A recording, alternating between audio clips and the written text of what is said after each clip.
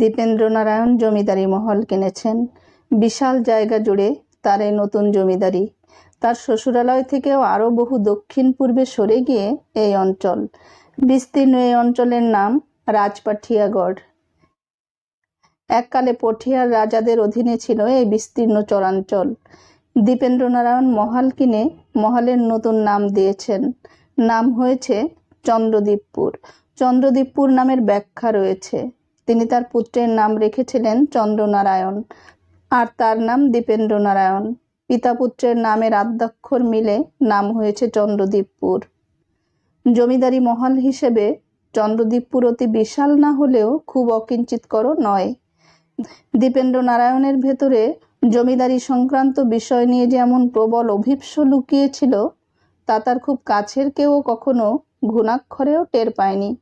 তিনি হয়তো অনুধাবন করতে পেরেছিলেন যে গঙ্গা মহলে তাকে চিরকালই আড়ালের ছায়া হয়েই থাকতে হবে। সেই ছায়া থেকে তিনি কখনোই বের হতে পারবেন না, কিংবা বিনাবালার মুখোমুখি তিনি হয়তো কখনোই দাঁড়াতে চাননি। তাই নিজের ভেতরে ভেতরে সকলের অগোচরেই দীর্ঘ সময় ধরে তিনি তার পরিকল্পনা নিয়ে এগিয়েছেন। আজ সেই পরিকল্পনার সফল বাস্তবায়নের দিন। এখানে একখানা পুরনো জমিদার বাড়িও ছিল।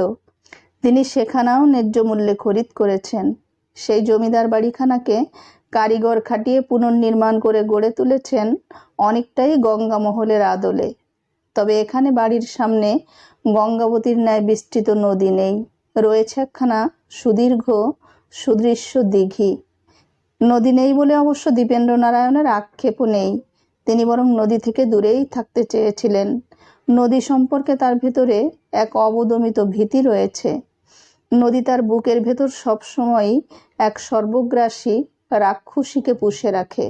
সেই রাক্ষসী একবার জেগে উঠলে সে তার দুকুল জুড়ে মহাপ্রলয় নামিয়ে নিয়ে আসে। তার চেয়ে এই দিঘিখানাই ঢের ভালো। কি সুন্দর ফুরফুরে হাওয়া দেয়। এর বুকের ভেতর কোনো রাক্ষসের তাণ্ডব লুকিয়ে নেই।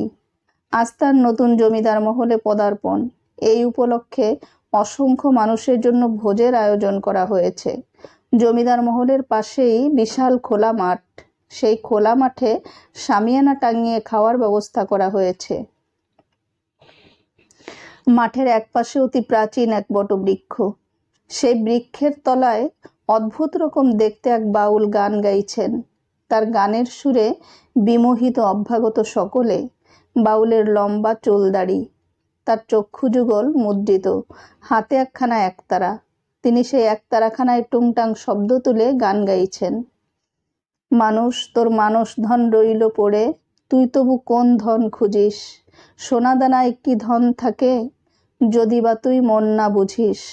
যে সুখের খোঁজে তুই ধন কাড়িলি, সেই সুখখানি তোর কোথা রয়? মনের মাঝেই সুখের বসত, তবু সেই মনখানা তোর আড়াল রয়। জগৎ যে এক ভ্রমের নগর, সেই নগরে অন্ধ সকল। ইটের ভেতর মহল খোঁজে, আসল তো মন অন্দর মহল। বাউলের মুদ্রিত চোখের পাতা তার সুরের ছন্দে মৃদু কাঁপছে। তার মুখ দেখে মনে হচ্ছে না এই জগতের আর কোনো কিছুর প্রতি তার কোনো মনোযোগ আছে। মনে হচ্ছে কোনো এক গভীর ধ্যানে মগ্ন এক তপস্বী। তার চারপাশে ক্রমেই জড়ো হচ্ছে কৌতূহলী মানুষ। বাউলের চারপাশে তারা চক্রাকারে ভিড় করছে। বাউলের গলায় সুর কতটা আছে তা নিয়ে কেউ ভাবছে না। সকলেই যেন আপনা আপনি ক্রমশই ডুবে যাচ্ছে বাউলের গানের কথায়, তার কণ্ঠের দরদে। কি গভীর মমতা ছড়িয়েই না তিনি গাইছেন, যেন পাখির ভেজা পালক ছুঁয়ে যাচ্ছে বুকের ভেতর। বাউলের গান শেষ হলেও তিনি চোখ খুললেন না। তেমন মুদ্রিত চোখে স্থির বসে রইলেন বটবৃক্ষের তলায়। আশ্চর্য ব্যাপার হচ্ছে, তার চারপাশ জুড়ে দাঁড়িয়ে থাকা মানুষগুলোও কোনো শব্দ করল না। কেউ কোনো কথা বলল না। যে যেমন ছিল তেমনি ঠায় দাঁড়িয়ে রইল। খানিকক্ষণ বাদে বাউল চোখ মেলে তাকালেন। চারপাশে এত মানুষ দেখে তিনি কিঞ্চিত অবাক হলেন, তবে তা তার আচরণে প্রকাশিত হলো না। প্রবল জল তেষ্টায় তার বুক ফেটে যাচ্ছিল, কিন্তু তিনি কারো কাছে জল চাইলেন না। আরো খানিকক্ষণ তেমন নিশ্চল বসেই রইলেন। তারপর বহু কষ্টে গাছে হেলান দিয়ে উঠে দাঁড়ালেন। দাঁড়িয়ে থাকা কৌতূহলী মানুষদের মধ্য থেকে কেউ কেউ তাকে উঠে দাঁড়াতে সাহায্য করার জন্য ছুটে আসছিল, কিন্তু তিনি হাত উঁচু করে তাদের নিবৃত্ত করলেন। তারপর গাছে হেলান দিয়ে দাঁড়িয়ে দম নিলেন। চারপাশের মানুষগুলো যে তার মুখ থেকে কিছু শোনার জন্য প্রবল আগ্রহে অপেক্ষা করছে তা তাদের কৌতূহলী চেহারা দেখেই বোঝা যাচ্ছে, কিন্তু বাউল তেমন কৌতূহল মেটানোর মতো কিছুই বললেন না। তিনি শান্ত সমাহিত গলায় বললেন, এদিকে জল পাই কোথায়, বড় তেষ্টা পেয়েছে। তিনি প্রশ্ন শেষ করলেও কেউ কোনো জবাব দিল না, তবে দু চারজন ভিড় ছেড়ে ছুটে গেল। তিনি বিস্মিত চোখে তাকিয়ে দেখলেন ভিড় ছেড়ে ছুটে যাওয়া মানুষগুলো খানিক বাদেই আবার ফিরে এলো, তাদের হাতে জল পূর্ণ পাত্র। তিনি সেই জল পান করে মৃদু হাসিতে বললেন, রাতের অন্ধকারে হাঁটতে হাঁটতে চলে এসেছি, পথঘাট ঠিক চিনি না, তাই কোন জায়গা? ভিড়ের মধ্যে থেকে একজন বলল, এ রাজপাঠিয়াগড়। তবে মানুষটি তার কথা শেষ করবার আগেই পাশ থেকে অন্য একজন বলে উঠল, এ কি বলছো গো, নতুন জমিদার বাবু শুনলে ভারী রেগে যাবেন। কত করে বললেন এ অঞ্চলের নাম এখন চন্দ্রদ্বীপপুর, ঢেড়া পিটিয়ে ঘোষণা দিলেন অবধি। তা কেউ কি শুনেছে? সকলে একে এখনো রাজপাঠিয়াগড়ই বলছে।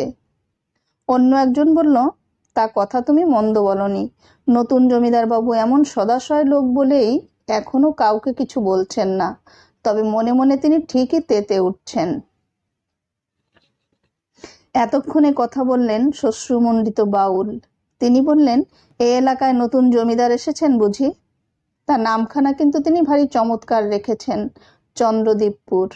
দ্বিতীয় যে লোকটি কথা বলছিল সে বলল, জি সাধু বাবা, তিনি মানুষও বড় ভালো, প্রজাদের ভালো মন্দ দেখেন, ভগবানের দয়া এমন একজন জমিদার আমাদের দিয়েছেন। বাউল বললেন, আমি তো সাধু নই, সাধু হতে হলে সাধন বড় প্রয়োজন বাবা। তা কার সাধন করব, এমন কাউকে তো খুঁজে পেলাম না। আজকাল বড় বিভ্রান্ত লাগে, মনে হয় নিজের অন্তর ছাড়া সাধনা করার আর কিছু জগতে নেই। মিছি আমরা আলেয়ার পিছে ছুটে মরি, এই অন্তরের সাধনার চেয়ে বড় আর কি আছে? বাউল খানিক থেমে আবার বললেন, আপনাদের জমিদার বাবু হয়তো সেই অন্তরের খোঁজ পেয়েছেন। নিজের অন্তরের খোঁজ পেলে অন্যের অন্তরের খোঁজ আপনিই চলে আসে। তিনি তাই পেয়েছেন বলেই তার প্রজারা এমন বলতে পারছে। কজন অগোচরে কারো গুণের কথা বলে, সকলে থাকে অন্যের অগোচরে তার পরচর্চা নিয়ে। এই যে তার অগোচরে তার এমন সাধুতার কথা বললেন, এই তো সাধনা, নিজের অন্তরের কাছে সৎ থাকার সাধনা। চারপাশের মানুষ কি বুঝলো কে জানে, তবে সকলেই গভীর আগ্রহ নিয়ে বাউলের কথা শুনতে লাগলো। বাউলের শরীর খানিকটা ভঙ্গুর এবং দুর্বল মনে হলেও তার চেহারায় আশ্চর্য এক আভা। তার চোখ জোড়া ঝকঝকে স্বচ্ছ, মনে হয় এই চোখে তাকালে তিনি সকলের বুকের ভেতর অবধি দেখতে পান। ভিড় ঠেলে একজন এগিয়ে এসে বলল, বাউল বাবা, জীবনে বহু সাধু বাউল দেখেছি, কিন্তু আজ আপনার ওই গানখানা শুনে, আপনার মুখ দেখে, আপনার কথা শুনে সব মিলিয়ে কি যেন একটা হয়েছে। গানখানার ভেতর কি যে দরদ ছিল সে আপনায় বোঝাতে পারবো না, সে সাধ্য আমার নেই। আপনার মুদ্রিত চোখ, সৌম্য মুখ, গলাখানি শুধু খানিক নড়ছে, আর হাওয়ায় যেন মায়া ভেসে ভেসে যাচ্ছে, সেই থেকে বুকের ভেতর কেমন একটা শান্তি নেমে এসেছে। এমন কখনো হয়নি বাবা। বাউল কথা বললেন না, মৃদু হাসলেন কেবল। লোকটি বলল, আমায় আপনার সঙ্গী করুন বাবা, আমি আপনার সাথে সাথে পথে প্রান্তরে ঘুরব, আপনার সঙ্গী হতে চাই, মনের ভেতর বড় অশান্তি। বাউল বললেন, আমার সঙ্গী হলে কি অশান্তি কমবে? লোকটি বলল, কমবে। বাউল বললেন, কি করে বুঝলেন? লোকটি বলল, আপনায় দেখেই মনের ভেতরটা কেমন শীতল হয়ে এলো। বাউল হাসলেন, বললেন, আমরা সকলেই মানুষের বাইরের চেহারা দেখে সিদ্ধান্ত নিয়ে নিই, কিন্তু বাইরের চেহারা তো পোশাক মাত্র, আসল মানুষ তো অন্তরে। সে অন্তর কি দেখা যায়? লোকটা বলল, যায় বাবা, কারো কারো চেহারা দেখেই তার অন্তর দেখা যায়। বাউল বলল, সীতাকে কি করে হরণ করা হয়েছে সে তো জানেন। এক শান্ত সৌম্য চেহারার সাধু এসে সীতার কাছে অন্ন ভিক্ষা চাইল, কিন্তু সীতা লক্ষণ রেখা অতিক্রম করলে সেই সাধুই সীতাকে হরণ করে। আসলে সাধুর আড়ালে লুকিয়েছিল স্বয়ং রাবণ। দুর্জনের ছলের অভাব হয় না। সে নানা রূপ ধরে ঘুরে বেড়ায়, অন্যকে বিভ্রান্ত করে। বাউল খানিক থামলেন, তারপর চাণক্য শ্লোক থেকে আওড়ালেন, দুর্জন প্রিয়বাদী চ নৈব বিশ্বকারণম মধু তিষ্ঠতি জিহ্বাগ্রে হৃদয়েতু ছলাছলম। দুর্জনকে কখনোই বিশ্বাস করা উচিত নয়, কারণ তার জিভে থাকে মধু আর হৃদয়ে থাকে বিষ। এখন এ জগতে কে দুর্জন আর কে সাধু তা কি তার মুখ দেখে বোঝা যায়? যায় না। লোকটা বলল, কিন্তু বাবা, অন্যের অন্তর চেনার উপায় কি? বাউল বললেন, অন্যের অন্তর কেন চিনতে হবে? নিজের অন্তর চিনতে হবে। নিজেকে চেনাই সবচেয়ে বড়। আমাদের একটা জীবন চলে যায় অন্যকে চিনতে চিনতে, কিন্তু নিজের দিকে তাকানোর সময় আমাদের হয় না। অথচ নিজেই রয়ে যাই নিজের কাছে সবচেয়ে বেশি অচেনা। বাউল কথার এই পর্যায়ে এসে আবার গান ধরলেন, ওহে নিজে রয়ে যায় অগোচরে অন্যেরে করি সন্ধান, নিজের ভেতর খুঁজলে পাবি এই জগতের সকল প্রাণ। বাউলের গান শেষ হলেও গানের সুর যেন বাতাসে ভেসে রয়। শ্রোতারা তন্ময় হয়ে থাকে সেই সুরে, সেই কথায়। বাউল বললেন, জগতে প্রত্যেকেই একা। এ জগতে সঙ্গী বলে কিছু নেই। মানুষ নিজেই কেবল নিজের সঙ্গী। সে যদি তার নিজের সঙ্গী হতে পারে, তাহলে এই পার্থিব জগতের সুখ দুঃখের ক্ষমতা নেই তাকে স্পর্শ করার। আপনার মনে কি খেদ সে আমি জানি না, কিন্তু সেই খেদ, সেই যন্ত্রণা আমার সাথে ঘুরলে চলে যাবে এ কথা ঠিক নয়। আপনাকে আপনার নিজের সাথে ঘুরতে হবে, নিজের মনের সাথে থাকতে হবে। লোকটা বলল, কিন্তু নিজেকে চিনতে জানতে হলে সাহস দরকার বাবা। নিজের মুখোমুখি হতে সাহস লাগে। ওই সাহসটাই যে নেই। আমি ভীতু মানুষ। বাউল হাসলেন, হেসে বললেন, জগতে সাহসী মানুষের চেয়ে ভীতু মানুষ অধিক দরকার। অথচ জগৎ সাহসী মানুষে পরিপূর্ণ। অসৎ কাজ করতে সবচেয়ে বেশি দরকার হয় সাহসের। ভীতু মানুষেরা অসৎ হতে পারে না। ভীতু মানুষেরা সৎ হয়, সাহসীরা হয় অসৎ। কিন্তু এই জগৎ এখন সাহসী অসৎ মানুষে পরিপূর্ণ এক জগৎ। সাহসী মানুষেরা নিজেকে খোঁজার দায় অনুভব করে না। তারা সবসময় অন্যকে খুঁজে বেড়ায়, অন্যের দোষ ত্রুটি ভুল, কিন্তু নিজেকে খোঁজার তাড়না তাদের থাকে না, ভীতুদের থাকে। ভীতুরা নিজেকে নিয়ে খুব ভাবে। এই ভাবনাটাই জরুরি, নিজেকে জানা, নিজেকে চেনা। লোকটি এবার আর কোনো কথা বলল না। কথা বলল না কেউই।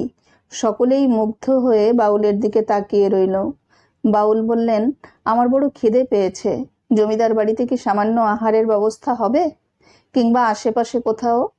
কেউ চাইলে যতটা সম্ভব কায়িক শ্রমে আমি আহারের মূল্য শোধ করে দিতাম। জনতার পেছন থেকে ভিড় ঠেলে সামনে এসে দাঁড়ালো এক লোক। সে বাউলের সামনে এসে বিনীত গলায় বলল, আগে জমিদার কর্তার কানে আপনার কথা পৌঁছেছে। তিনি দূরে বসেই আপনার গানও শুনেছেন। তিনি চাইছেন আজ এই শুভ দিনে তার আয়োজনে আপনি আহার গ্রহণ করবেন। বাউল শীত হাসলেন, বললেন, আপনাদের জমিদার বড় দরাজ হৃদয়ের মানুষ, ভগবান তার মঙ্গল করুন। বাউল সেই শামিয়ানা টাঙানো মাঠে সকলের সাথে বসে আহার গ্রহণ করলেন।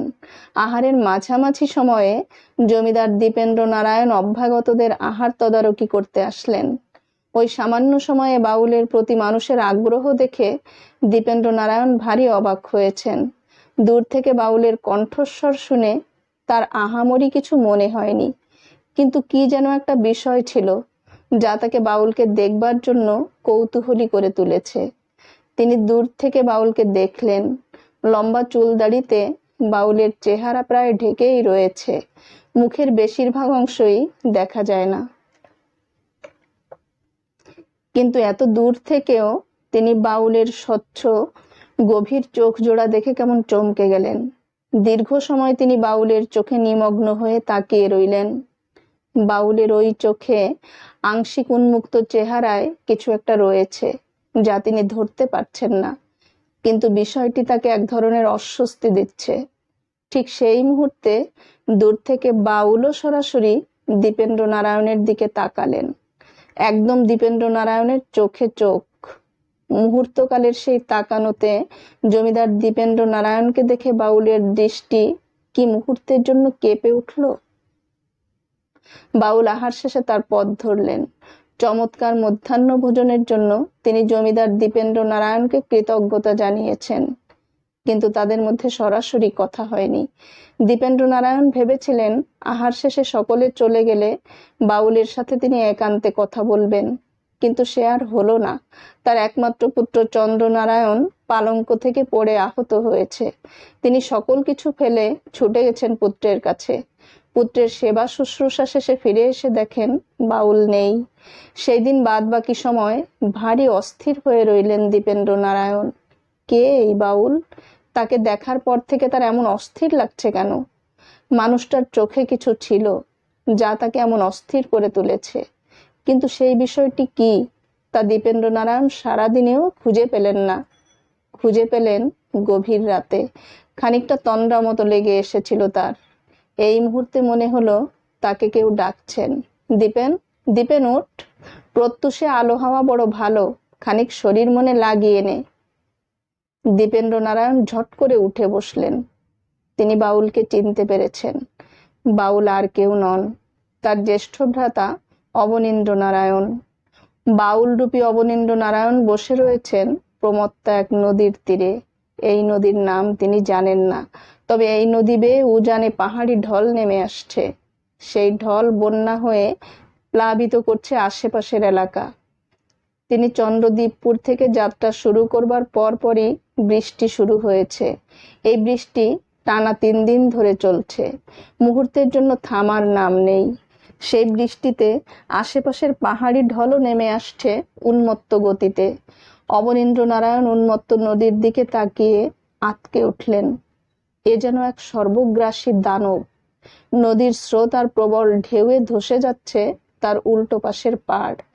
ভেঙে যাওয়া অংশে পরক্ষণেই ঝাঁপিয়ে পড়ছে আরো বড় ঢেউ, যেন থাবা মেরে তুলে নিচ্ছে পাড়ের মাটি।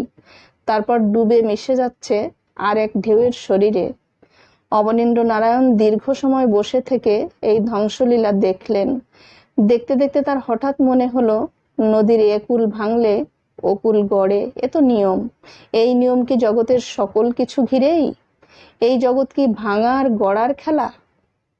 এই মুহূর্তে তার দীপেন্দ্র নারায়ণের কথা মনে পড়ল। তিনি আজকাল আর পার্থিব হিসেব নিকেশ নিয়ে ভাবেন না। কখনো কখনো যে ভাবনাগুলো তার মাথায় আসে না তা নয়, কিন্তু সেই ভাবনাগুলোকে তিনি মাথা থেকে তাড়িয়ে দেন। সেদিন চন্দ্রদ্বীপপুর নামের জমিদারির জমিদার হিসেবে দীপেন্দ্র নারায়ণকে দেখে তিনি ভীষণ চমকে গিয়েছিলেন। মুহূর্তেরও ভগ্নাংশ সময়ে যেন তার চিন্তার জগতে অজস্র প্রশ্ন উকি দিয়ে গিয়েছে। তিনি ভুল কিছু দেখছেন না তো? দীপেন্দ্র নারায়ণের মতো দেখতে ওই মানুষটি কি আসলেই দীপেন্দ্র নারায়ণ? মুহূর্তের জন্য দ্বিধান্বিত হয়ে গেলেও তার সেই দ্বিধা কেটেছে দীপেন্দ্র নারায়ণের দৃষ্টিতে। দীপেন্দ্র নারায়ণ তার দিকে যে দৃষ্টিতে অপলক তাকিয়েছিলেন, সেই দৃষ্টি পড়তে বাউল রূপী অবনীন্দ্র নারায়ণের অসুবিধা হয়নি। তার দ্বিধারা সাথে সাথেই দূরীভূত হয়েছে। কিন্তু এ নিয়ে তিনি আর ভাবতে চাননি। যে লোকটি তাকে মধ্যাহ্নভোজে ডেকে নিয়ে গিয়েছিল, সেই লোকটিকেও তিনি চিনেছিলেন, কিন্তু ধরা দেননি। লোকটি মুকুন্দ। দীপেন্দ্র নারায়ণ কিভাবে এখানে এলেন তা নিয়ে অবনীন্দ্র নারায়ণ আর ভাবলেন না। এ সকল ভাবনা থেকে বহু আগেই তিনি নিবৃত হয়েছেন। তার এখন নির্দিষ্ট ঘর নেই, সংসার নেই, স্ত্রীপুত্র পরিজন নেই। এই জগৎই তার ঘর সংসার। বৃষ্টিতে ভিজে অবনীন্দ্র নারায়ণের শীত শীত লাগছিল। তার পেছনেই হেঁটে গেলে দূরে কখানা বাড়ি তিনি দেখেছেন, জেলেদের বাড়ি। তিনি সেই বাড়ি লক্ষ্য করে হাঁটতে শুরু করলেন। সেখানে এক মধ্যবয়স্ক জেলের বাড়িতে সেই রাতের জন্য তার আশ্রয় হলো। কিন্তু সেই রাতই না, অবনীন্দ্র নারায়ণকে সেখানে থাকতে হলো টানা কয়েকদিন। পরদিন ভোরবেলা তার ঘুম ভাঙল না। বাউল অবনীন্দ্র নারায়ণের কথা শুনে ভারী মুগ্ধ হয়ে গেল গৃহকর্তা দরিদ্র জেলে।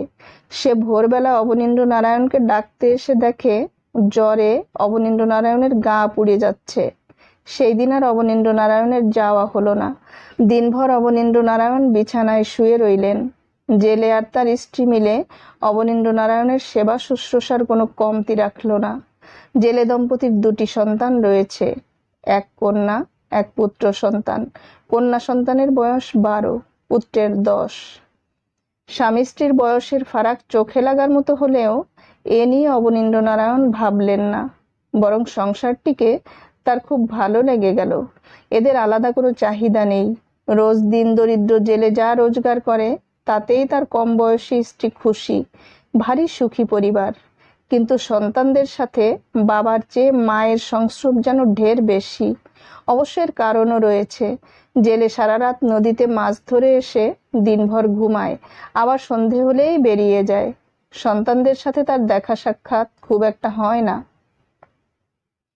পরিবারটির সাথে থাকতে থাকতে অবনীন্দ্রনারায়ণের মনে হলো জগতে মানুষ আসলে সুখের পেছনে ছোটে। সে ওই ধন সম্পদ হোক আর তার মতন চিন্তার অনুসন্ধান হোক, সকলই আসলে মনের শান্তির জন্য। এই পরিবারটিকে দেখে তার মনে হলো এরা সেই শান্তির খোঁজ পেয়েছে। এদের শান্তি খুঁজতে হয়নি। এর কারণ অবশ্য এদের চাহিদার স্বল্পতা। দুবেলা আহার আর মাথা গোজার এই ঠাইটুকুন ছাড়া যেন এদের আর কোনো চাহিদা নেই। এমন একখানা সংসার দেখে অবনীন্দ্রনারায়ণের ভীষণ শান্তি হলো। জগৎ জুড়ে সকলেই যেখানে আরো প্রাপ্তির পিছে ছুটছে, আরো ভোগ আর বিলাসের পিছে, তখন এই পরিবারের মানুষগুলো কি সহজ, কি স্বাভাবিক, সাধারণ এক শান্তির জীবন বেছে নিয়েছে অকপটে। এখানে যেন কোনো ভান নেই, কোনো মুখোশের আড়ালে আশ্রয়ের তাড়া নেই। সকলই টলটলে জলের মতন স্বচ্ছ। এক মাঝরাতে অবনীন্দ্রনারায়ণের হঠাৎ ঘুম ভেঙে গেল। প্রথমে ঘুম ভাঙার কারণ বুঝতে পারলেন না অবনীন্দ্রনারায়ণ। মূল ঘর লাগোয়া ছোট একখানা বাহির বারান্দা, সেখানে তক্তপোষ বিছানো।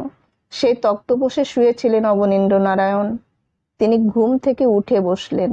বাঁশের বেড়ার ওপার থেকে জেলের স্ত্রীর মৃদু কান্নার শব্দ ভেসে আসছে। অবনীন্দ্রনারায়ণ কি করবেন বুঝতে পারছেন না। এত রাতে ঘরে স্বামী নেই, এমন অল্প বয়সী এক মেয়ের ঘরের দরজায় কি তিনি শব্দ করবেন? ভেতরে কি হচ্ছে তা জানতে চাইবেন? সেটি কি ঠিক হবে? কিন্তু তিনি চমকে গিয়ে আবিষ্কার করলেন ভেতরে মেয়েটি একা নয়, একটি পুরুষ কণ্ঠের শব্দ শোনা যাচ্ছে। পুরুষ কণ্ঠটি চাপা গলায় বলল, তোকে প্রতি সপ্তাহে টাকা দিয়ে যাই না? ওই বাচ্চা দুটার জন্যই তো দেই। তা কি ভেবেছিস ওই বুড়াহদ্দ জেলের মাল গেলার জন্য দেই? জেলের স্ত্রী কাঁদো কাঁদো গলায় বলল, আপনি আমায় এখান থেকে নিয়ে যান, আমি আর এখানে থাকতে পারবো না। রোজ সারা রাত মদ গিলে এসে বলে টাকা দে, বাচ্চাগুলোকেও ঠিক মতন দুবেলা খাবার দিতে পারি না। আপনি যে টাকা দিয়ে যান, হপ্তা যেতেই এসে বলে তোর নাগর এসেছিল গত রাতে, তা গতর বেচে কত পেয়েছিস দেখি, দে দেখি। তারপর সব কেড়ে নিয়ে যায়। বাচ্চা দুটোর দিকে ফিরেও তাকায় না।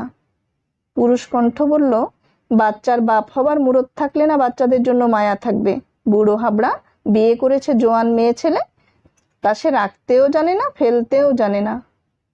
পুরুষ কণ্ঠ খানিক থামলো, তারপর আবার বলল, এ ছেলে মেয়ে ওর হলে না ও ফিরে তাকাতো। এ আমার ছেলে মেয়ে, আমিই ফিরে তাকাবো। ভদ্র সমাজে তো আর বাপ হিসেবে পরিচয় দিতে পারি না, কিন্তু মায়া তো হয় নাকি? জেলের স্ত্রী বলল, আমাদের আপনি আপনার সাথে নিয়ে চলুন। পুরুষ কণ্ঠে এবার খানিক চড়ল। জেলের স্ত্রীর কথাটি লোকটি ব্যঙ্গ করে বলল, আমাদেরও আপনি নিয়ে চলুন? তা কি করে নেব শুনি? আমার স্ত্রী সন্তান রয়েছে, সমাজে মান সম্মান রয়েছে। এখন এই তোকে দুটো ছেলে মেয়ে নিয়ে কোন চুলোয় রাখবো? আর তুই কি আমার বিয়ে করা বউ? বুড়ো হাবড়া হোক মাতাল হোক, ওই বেটা জেলেই শাস্ত্রমতে তোর বিয়ে করার স্বামী। আরেকজনের বউ ভাগিয়ে নিয়ে বিপদে পড়ি আর কি। এবার জেলের স্ত্রী খানিক ঝাঁঝিয়ে উঠল যেন। বলল, এ কথা আগে খেয়াল ছিল না, যখন আমার কাঁচা গতর দেখে হাওয়াতের মতন হামলে পড়েছিলেন? পুরুষ কণ্ঠটি এবার খেপেই গেল। বলল, চুপ মাগি, তুই তো 12 ভাতারি, আমার আগে কম মর্দ এই গতরে নিয়েছিস? তোর গতরের খাই তাতেও তো মেটে না। এমন খাই খাই গতরের মেয়েকে কিনা তোর বাপ বিয়ে দিয়েছিল ওই বুড়োর কাছে। তার সে তোকে দিয়ে তো দিব্যি ব্যবসা পাতিয়ে বসেছিল, আমি থাকায় রক্ষে। না হলে এতদিনে শেয়াল শকুনে তোর এই গতর ছিঁড়ে খুঁড়ে খেত। আর ঘটে বুদ্ধিও তো কম রাখিসনি, সময় মতো দুবার পেট বাঁধিয়েছিস, যাতে ওই দুটো ছেলে মেয়ের কারণে হলেও তোকে ছেড়ে যেতে না পারি। এবার এই টাকা দিয়ে যাচ্ছি, খবরদার ওদের মুখে দু চারটা ভালো মন্দ খাবার দিস কিন্তু। অবনীন্দ্রনারায়ণের মাথা ঝিমঝিম করছিল। এ তিনি কি শুনছেন? দিনের আলোয় এই ঝলমলে হাসি খুশি সুখী পরিবারটি দেখে তিনি এতদিনকার ছেড়ে আসা সংসারের প্রতি খানিক ভালো লাগা নিয়ে তাকিয়েছিলেন। সেই সংসারে রাতের অন্ধকারে এ তিনি কি দেখছেন? কোন সত্য আবিষ্কার করলেন? এই সত্য আবিষ্কার না করলেই বোধহয় ভালো হতো। একটি সুন্দর বিশ্বাস, অনুভূতি বুকের ভেতর লেগে থাকতো। পুরুষ কণ্ঠটি টাকা গুনে দিতে দিতে বলল, নে এবার কাপড় খোল। কাপড় খুলে পা ফাঁক করে শুয়ে পড়। দুই পায়ের মাঝে আছেই তো এক জিনিস। তা ও যতদিন আছে ততদিন আর চিন্তা কি? এমন পা ফাঁক করে শুয়ে পড়লে পয়সার আর অভাব কি তোর? সেই সারা রাত অবনীন্দ্রনারায়ণ আর ঘুমাতে পারলেন না। জেগে রইলেন ভোর অবধি। বুকের ভেতর যেন ঝড় বয়ে যাচ্ছে। সকল কিছু ভেঙে ওলট পালট হয়ে যাচ্ছে। সেদিন দেখা নদীর পাড় ভাঙার মতন ভেঙে যাচ্ছে সকল কিছু। এলোমেলো লাগছে সকলই। ভোরের আলো ফোটার খানিক আগে তার চোখের পাতা লেগে এলো। কতক্ষণ চোখ লেগেছিল তিনি জানেন না, তবে সেইটুকু সময়ে বহুদিন বাদে আবারও তিনি সেই ভয়াবহ দুঃস্বপ্নটি দেখলেন। পরদিন অবনীন্দ্রনারায়ণ আবার পথে নামলেন, কিন্তু এবার বুকের ভেতরের সেই প্রশান্তি যেন আর নেই। তিনি হেঁটে চললেন অনিশ্চিত, কিন্তু তার মনে হতে লাগলো জগৎ সংসারের হিসেব নিকেশ ভুলে থাকা সহজ নয়। এ বড় কঠিন হিসেব। সেই কঠিন হিসেবের ভেতর থাকে মস্ত বড় সব ফাঁকি। মানুষকে সেই ফাঁকি জেনে শুনেই বেঁচে থাকতে হয়। জীবন এমনই।